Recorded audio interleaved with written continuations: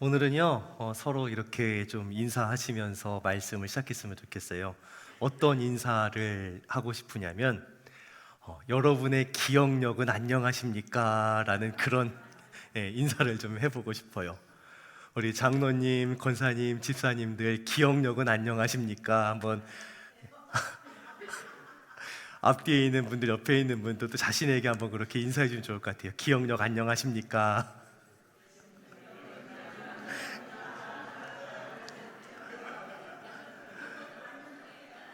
그 그런 얘기 많이 해보시고 많이 들어보셨을 거예요. 아니, 깜빡할 게 따로 있지. 당신 그걸 까먹으면 어떡해? 라는 그런 얘기요. 아마도 각 집에서 아내 되는 분들이 참 많이 하시고 남편 되는 분들이 참 많이 듣는 얘기일 것 같아요. 저도 지난주에 한 두 번 정도 들은 것 같아요. 무슨 일 때문에 들었는지는 또 까먹었고, 그러니까 왜 혼났는지는 까먹었고, 아니, 목사님 그거 잃어버리면 그거 깜빡하면 어떻게 깜빡할 게 따로 있지라는 얘기를 제가 화요일인가 수요일 좀 들었던 것 같아요.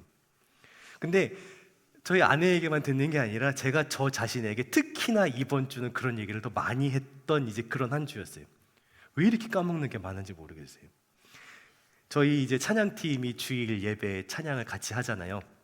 그럼 제가 이 찬양할 곡을 늦어도 금요일 밤에는 다 드리거든요.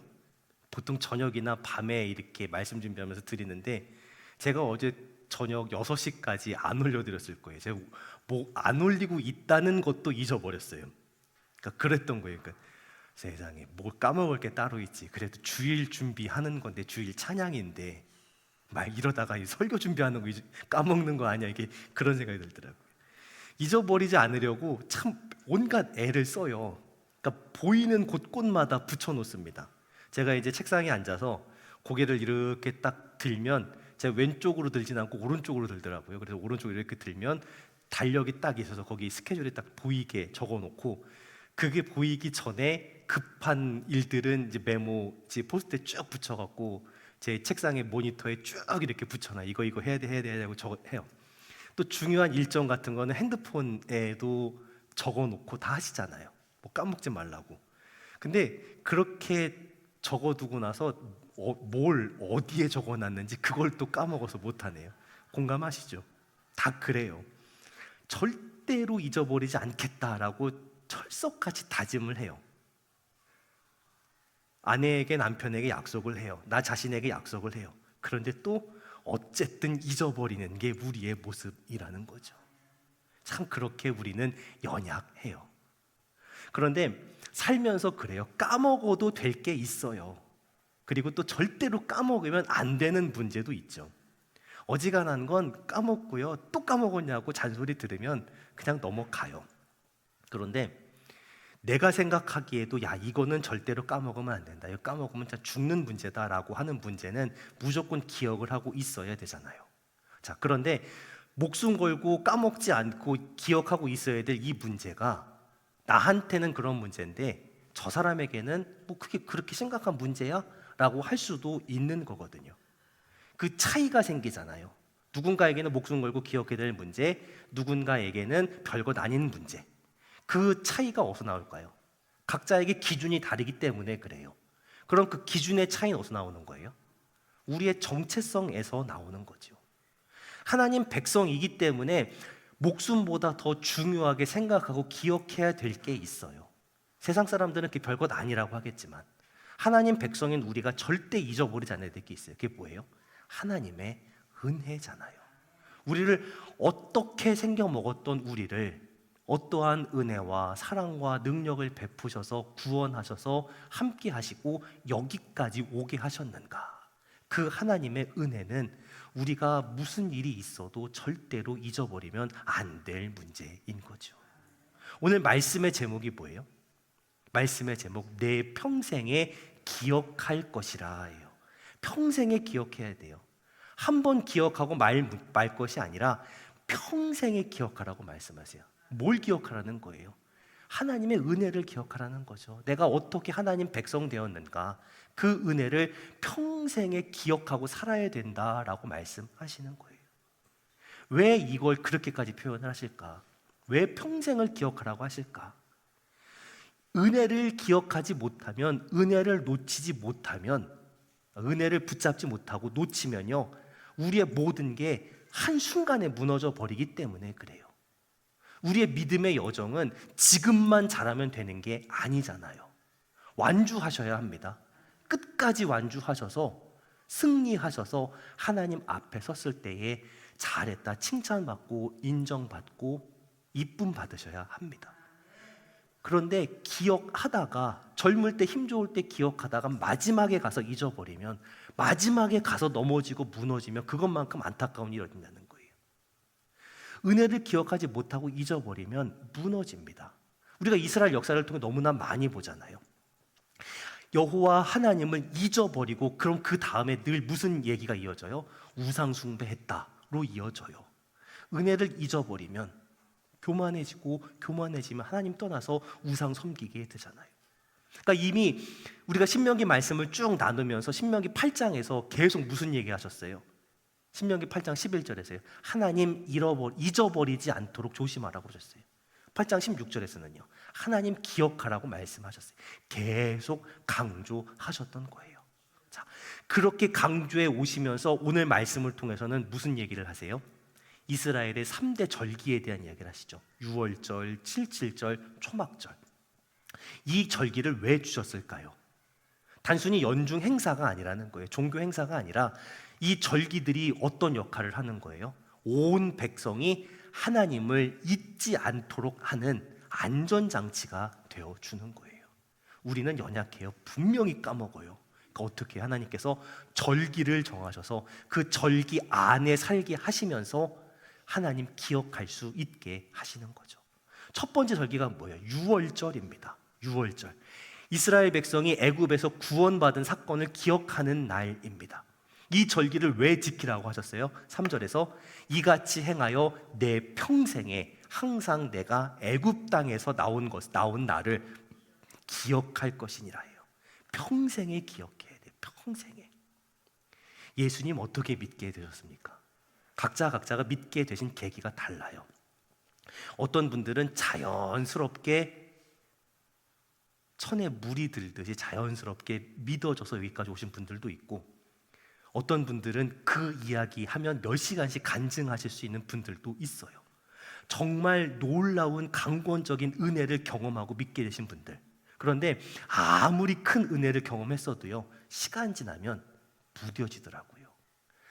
아무리 큰 일을 겪었어도 시간 지나면 또 그게 무뎌지잖아요. 그게 아무리 큰 상처였어도 무뎌지고, 또 아무리 큰 은혜여도 무뎌지더라는 거예요. 다 마찬가지입니다. 이스라엘이 어땠어요? 하나님 은혜로 애굽에서 나왔잖아요. 그 과정 어떻게 말로 더 설명할 수 있어요? 그렇게 나왔어요. 홍해를 건넜어요. 광야 40년 동안 안 죽었어요. 가나안 땅에 들어갔어요. 정착했어요. 그 땅에서 얼마나 큰 풍요를 누리고 살아요. 하나님 잊어버리게 만드는 온갖 유혹이 스며들잖아요. 그러니까 시간이 지나고 세대가 지나가면서 점점점 그렇게 무뎌지다가 어느 순간 하나님 은혜에서 완전히 떨어져 버리게 되거든요. 그런데 그 모습이 오늘 우리의 모습하고 똑같잖아요. 은혜에서 조금씩 나도 모르는 사이에 멀어지고 있더라는 거예요. 우리 아까 첫 찬양으로 그 찬양했어요. 아, 하나님의 은혜로 이 쓸데없는 자 왜 구속하여 주는 안 할 수 없도다. 예전에 그 찬양 첫 소절만 전주만 시작해도 막 목매이고 눈물 흐르던 때가 있었거든요. 아, 하나님의 은혜로 이 쓸데없는 사람을 어떻게 이렇게 구원하셔서 은혜 주셔서 세상에 직분도 주시고 사명도 주시고 하나님 나라 위해서 복음 위해서 몸된 교회에서 이렇게 일하게 하셨는가라는 그 은혜의 감격, 목이 메었는데, 지금은 예배는 드리는데 감사함은 없고, 그 찬양은 드리는데 내 마음에 감격은 없고, 그냥 형식만 남아있는 그런 모습이 되어 있잖아요. 하나님 어떻게 하세요? 우리를 다시 은혜를 기억하는 그 시간으로, 은혜를 기억하는 그 자리로 불러주시는 거예요. 그래서 우리에게는 매 주일을 허락하셨고, 절기를 주셔서 다시 한번 기억하고 되새기고 회복하게 하시는 거죠. 그 구원의 은혜를 기억하게 하시는 시간이에요. 그런데 그냥 유월절을 기억하라고 하시는 게 아니라 하나님께서 정하신 시간이 있고 정하신 장소가 있고 정하신 방법이 있어요. 아빕월입니다. 그러니까 달력을 아예 바꾸셨어요. 원래 있던 달력이 아니라 애굽에서 나온 달이 이스라엘 백성들이 살아가는 첫 달이 되게 하세요. 그리고 각자 사는 곳이 아니라 어디예요? 하나님께서 택하신 곳에 와서 제사를 드리라 하십니다. 그리고 7일 동안 무교병을 또 먹으라고 하십니다. 하나님께서 정하신 시간, 장소, 방법으로 이 절기를 지키라 하십니다. 그냥 기억하는 게 아니라 하나님께서 정하신 시간, 장소, 방법으로 기억하라고 하세요. 아니 왜 굳이 그렇게 해야 돼요? 그냥 내가 구원해 주신 거 기억하고 감사하고 하면 되는 거 아닌가 해요. 자, 그런데 우리가 기억하는 데 있어서 참 중요한 게 뭐냐면 왜곡 없이 기억해야 되는 거예요. 왜곡 없이. 예전에 뭔가 엄청 고생하고 지나왔는데 그때가 좋았지라고 하는 그런 경우가 있어요. 옛날 일이니까 뭔가 내 머릿속에서 미화됐어요. 왜곡됐어요. 그래서 안 좋았는데 좋았던 것처럼 착각하는 경우가 있어요. 반대로 하나님의 은혜가 있었는데 고생만 진탕하고 지나갔다라고 그렇게 또 왜곡되는 경우도 있어요. 기억하는 것에 참 중요한 건요, 왜곡이 없어야 돼요. 있는 그대로 기억해야 돼요. 그래서 하나님께서 정하신 장소, 정하신 시간, 정하신 방법대로 이 유월절 절기를 지키라고 하시는 거예요. 있는 그대로 기억하라는 거예요. 하나님께서 어떻게 구원하셨는지, 그러니까 그 시간에 맞춰서 어떻게 해요? 밤에 그 시간, 애굽에서 나오던 그 시간, 곧 초저녁 해질 때에 유월절 제물 드리고 택하신 곳에서 고기 구워 먹고 그리고 아침에 돌아가라 하시는 거예요. 하나님께서 어떤 일을 하셨는지, 어떻게 구원을 베푸시고 은혜를 베푸셨는지 있는 그대로 기억해야 되는 거예요. 그래야 미화가 없고 왜곡이 없어요. 내가 구원받을 만해서 구원받았다라는 말이 나오지 않아요. 내가 그때 어떠한 모습이었는지, 그럼에도 불구하고 그런 나를 구원하시기 위해서 어떤 일을 행하셨는지 있는 그대로 기억해야 돼요. 그렇게 은혜를 다시 기억해야 돼요. 그래야 우리가 평생에 하나님 은혜를 제대로 기억하면서 제대로 살아갈 수 있는 거죠. 매 시간마다, 매 주일마다, 모든 순간마다 하나님 우리가 은혜 안에 머물 수 있도록 계속 도우시잖아요. 인도하시잖아요. 이 예배의 시간을 어떻게 받아들이고 계세요? 매 주일마다 우리가 이 시간을 지키는 것, 이 자리에 나오는 것 힘들다, 어렵다, 귀찮다, 불편하다 그렇게 생각하실 것이 아니라 우리를 매 주일마다 이 자리로 불러주어서 은혜를 기억할 수 있는 그런 기회를, 그런 시간을 주시는 거잖아요. 그렇게 은혜를 주시는데, 그런 기회를 주시는데 우리가 어떻게 반응할 거냐는 거예요. 아, 귀찮아, 하나님 싫어요, 이번 주는 패스, 그렇게 거부하고 놓치면 안 되는 거죠. 우리에게 주신 그 마음을, 의지를 하나님 앞에 드려서 그 은혜의 기회 안에, 은혜의 시간 안에, 은혜의 장소 안에 머물기를 힘쓰며 살아갈 수 있는 우리 사랑 홍동의 성도들이 다 되시기를 예수님의 이름으로 축원합니다. 두 번째는 뭐예요? 77절입니다. 77절. 77절 절기는 하나님께서 주셨다를 기억하는 절기예요. 뭐라고 말씀하세요? 내게 복을 주신 대로 내 힘을 헤아려 자원한 예물 드리라 10절에서 말씀하세요. 애굽에서 종으로 살 때는 뭐 농사 지을 것도 없고 아무 기업도 없었잖아요.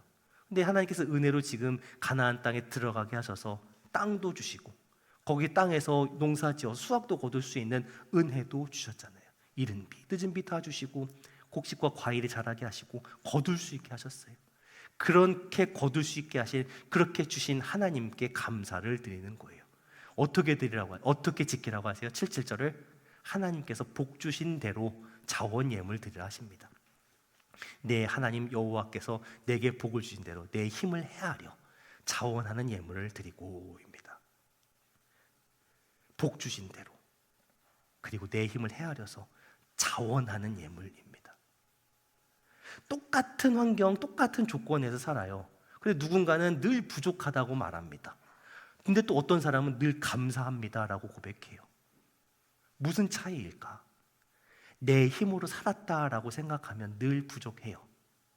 하지만 하나님께서 내게 주셨고 여기까지 인도하셨다라는 걸 생각하면, 기억하면 감사할 수 있는 거죠. 우리의 감사는 가지고 있는 조건에서 나오는 게 아니에요. 우리의 감사는 하나님의 은혜를 기억하면서 나오는 줄로 믿습니다. 기억해야 감사가 나와요. 기억하지 못하면 감사는 나올 수가 없어요. 그렇게 감사하는 것을 어떻게 하라고 하세요? 77절 지킬 때에 함께 나누고 함께 기뻐하고 함께 즐거워하라 말씀하세요. 11절에서요. 너와 내 자녀와 노비와 성중의 레위인 객과 고와 가부가 함께 하나님 앞에서 즐거워할지니라 말씀하세요. 은혜를 기억하는 사람은 지난주에 우리가 말씀 나눴잖아요. 지난 말씀 기억하세요? 내 손을 펴라입니다. 은혜를 기억하고 감사하는 사람은요, 손을 펴니다. 내가 움켜쥐지 않고요, 나눠요. 내가 고생해서 이뤘는데 생각하면 어떻게 펴요? 당연히 못 피는 거지. 하지만 내가 가지고 있는 게, 내 손에 들어있는 게 내가 이룬 게 아니라 하나님께서 주셔서 내가 받은 거다라고 믿는 사람만이, 그걸 기억하는 사람만이 나눌 수 있는 거예요. 이 손을 놓을 수 있는 건요, 하나님께서 그만큼 복 주시기 때문입니다. 신명기 말씀뿐만 아니라 제가 이전에 여러 설교에서 계속 말씀드렸지만, 하나님께서 주시는 복은요, 사실 딱 맞지 않아요. 언제나 넘쳐요. 하나님께서 복 주시는데 어때요? 이 나만 쓰고 끝날 만큼만 주시면 솔직히 못 나누거든요. 하지만 하나님께서 우리에게 주신 복, 각각에게 복 주시는 복은요, 모두가 함께 나누고 누리고 즐거워할 수 있을 만큼 풍성하고 넉넉하게 주신다라는 거예요. 함께입니다. 함께. 근데 막연하게 함께 나누라고 하신 게 아니라 뭐예요? 그 함께 나눌 수 있는 대상도 구체적으로 말씀해 주잖아요. 너뿐만 아니라 자녀, 우리 식구만이 아니라 뭐예요? 노비, 그리고 또 성중에 있는 레위인, 성중에 있는 객과 고와 과부가 함께라고 하세요. 이 사람들 특징이 뭘까요? 노비나 레위인이나 객과 고아나 과부, 그 안에 맞아요, 약한 사람들, 약한 사람들 돌보고 챙기라는 거예요. 그런데 그런 얘기가 있잖아요. 사실 가난은 나라님도 구제 못한다는 얘기도 있거든요. 그 사람들 다 거두고 챙기려면요, 이게 한두 사람의 힘만으로는 안 되는 거예요. 어떻게 해야 돼? 결국 온 공동체가 함께 손을 펴서 나누어야 이 일이 가능한 거예요. 노비도 챙겨야 하고요, 객과 고아와 과부도 챙겨야 돼요. 그런데 여기 좀 이해되지 않는 사람도 끼어 있습니다. 성중에 있는 레위인도 끼어 있어요. 아니, 왜 레위인은 끼어 있을까? 레위인이 끼어 있을까? 이 레위인이 끼어 있는 게 제 마음에 계속 걸리더라고요. 계속 레위인, 왜 레위인을 챙길까요? 레위인 챙길까 하다가 대제사장 챙기라는 게 아니라 레위인 챙기라고 하시는 거예요. 대제사장이 아니라 레위인이에요. 레위인이 어떤 사람들이에요? 하나님의 성막에서 일하는 사람들입니다. 이름도 없이 빚도 없이 고생하는 사람들이에요. 공동체에서 그렇게 헌신하고 수고하는 사람들을 돌봐야 된다라고 하는 그런 말씀이구나 하는 거예요. 나중에 하나님 나라 가서 보상받으면 된다가 아니라 이 땅에 하나님께서 만들어진 공동체 안에서 챙기고 돌보라, 격려하라, 그런 의미구나 하는 거예요. 그래야 뭐예요? 지치지 않고 더 힘을 내서 애쓰고 수고하고 섬기면서 또 선순환이 계속해서 이어져 가는 거예요. 은혜는 한두 사람만 기억한다고 유지되는 게 아닙니다. 결국 뭐예요? 우리가 은혜를 기억하는 한 사람 한 사람들이 은혜를 기억하는 공동체를 만들기 위해서 함께 힘써야 된다라는 거죠. 예배가 끝나고 나가서 이런저런 얘기하실 때에 기왕이면 힘들고 어렵다 얘기가 아니라 하나님께서 베푸신 은혜를 함께 기억하게 될 수 있게, 함께 나눌 수 있게. 그래서 우리 홍동교회가 몇몇 사람들만 은혜를 기억하고 손을 펴고 베풀고 섬기고 나누는 게 아니라 모든 지체가 함께 은혜를 기억하고 섬기고 나누고 베풀고 돌보는 그런 공동체로 세워져 갈 수 있기를 예수님의 이름으로 축원합니다. 세 번째 절기는 뭐예요? 초막절입니다. 초막절. 광야에서 텐트 치고 지냈을 때를 기억하는 절기예요. 근데 그 초막절 지키는 절기가 언제예요? 13절에 보니까 너희의 타작마당과 포도주철에 소출을 거둘 때에, 그러니까 곡식도 다 추수하고 과일도 다 거둬들인 후에 이래 동안 초막절을 지키라 하십니다. 왜 굳이 초막절까지 지키라 하실까? 사실 유월절을 지키는 건 이해가 되거든요. 유월절 절기가 있기까지 하나님께서 어떠한 일들을 하셨는지를 기억하면 애굽에 내리셨던 그 10가지 재앙, 그러니까 이스라엘 입장에서 10가지 능력이죠. 그 일들이 이루어진 걸 생각하면 유월절은 지킬만 해요. 그런데 초막절은 텐트 치고 고생한 것밖에 없는데? 라고 생각할 수 있잖아요. 초막절 지키게 하신 것. 그런데 그 초막절을 곡식과 과일의 추수가 끝난 다음에 지키게 하신 것. 우리가 생각한 것보다 훨씬 더 하나님의 은혜가 많구나라는 걸 기억하라는 거예요. 그 광야에 텐트 치고 사는 동안에 어떻게 버텼냐는 거예요. 하나님 은혜가 아니면 못 버틴 거죠. 그 광야를 지나게 하시고 가나안 정복하게 하시고 지금 이렇게 곡식을 과일을 거둘 수 있도록 하신 거기까지 하나님의 은혜는 계속되었구나라는 거예요. 하나님의 은혜는 그냥 구원하신 그 한순간에만 끝나는 것이 아니라 우리가 깨닫지 못하고 생각하지 못하는 그런 부분까지 계속해서 하나님의 은혜가 임하고 있다라는 거예요. 거기까지 기억해야 된다라는 거예요. 자, 그렇게 절기를 지킬 때에 어떻게 하라고 말씀하세요? 16절에서 부담되는 말씀을 주십니다. 빈손으로 오지 말랍니다. 주님, 빈손으로 배웁지 말고 각 사람이 내 하나님 여호와께서 주신 복을 따라 그 힘대로 드릴지니라 하십니다. 우리가 이 말씀이 솔직히 왜 부담될까요? 부담되잖아요. 빈손으로 드리지 말고 힘대로 드리라. 왜 그러냐면 저는 그렇겠더라고요. 저 사람은 얼마 드리나 생각하게 될 것 같아요. 저 사람은 얼마나 받아 얼마나 드리나. 그래서 나는 얼마를 해야 되나. 이 결국 자의반 타의반으로 그렇게 드리게 되면요, 그렇게 많이 드리면 못 먹고 살아라는 생각에 부담이 되는 게 사실이거든요. 근데 하나님께서 원하시는 게 뭐예요? 하나님께서 원하시는 건 천천의 수량과 만만의 강물 같은 기름이 아니라고 미가서 6장에서 말씀하시잖아요. 이미 답은 주셨어요. 신명기 10장에서요. 10장 12절에서요. 뭐라고 말씀하셨어요? 하나님 경외하고 사랑하는 마음 달라고 하셨죠. 엄청나게 쌓아서 그 앞에 갖다 놓으라고 하시지 않았어요. 정의를 행하고 인자를 사랑하고 겸손하게 하나님과 함께 행하는 그런 삶의 예배를 원하신다라고 미가서 6장 8절에서 말씀하셨고요. 이미 신명기를 통해서도요, 하나님 경외하고 하나님 사랑하는 마음 달라 하셨어요. 신명기 10장 12절에서요. 이스라엘아, 내 하나님 여호와께서 내게 요구하시는 게 뭐냐? 내 하나님 여호와 경외하며 그의 모든 도를 행하고 그를 사랑하며 마음을 다하고 뜻을 다하여 내 하나님 여호와를 섬기고 해요. 하나님 이거 원하시는 거예요. 그렇게 마음을 드릴 수 있는 게 어떻게 해야 가능해요? 하나님께서 얼마나 주셨는가 계속 생각해야 되는 거예요. 내가 생각한 것보다 훨씬 더 풍성하고 넉넉하게 주셨기 때문에 그 은혜를, 축복을 기억하면서 이 절기를 지켜가는 거죠. 이렇게 3가지 절기를 지키라고 말씀을 하십니다. 그런데 그 3가지 절기 다음에 18절부터 보니까 각 지역마다 지도자와 재판관을 세우고 공의로 백성을 다스리고 재판하라는 명령이 이어집니다. 절기 규례 그리고 공의로 재판, 이 무슨 상관이 있지 싶어요. 이 내용이 17장하고 또 이어져 갑니다. 그런데 17장을 읽어봐도요, 하나님께 드리는 거하고 재판 규정이 계속 이렇게 구별되지 않고 같이 섞여서 가요. 절기를 지키는 거, 하나님 기억하기 위해서. 그럼 재판은 왜 이 절기에 같이 붙여서 구별하지 않고 섞어서 말씀을 하실까? 결국 절기를 지키는 것도 공의로 재판하는 것도요, 누가 왕이시냐를 알아야 가능한 거예요.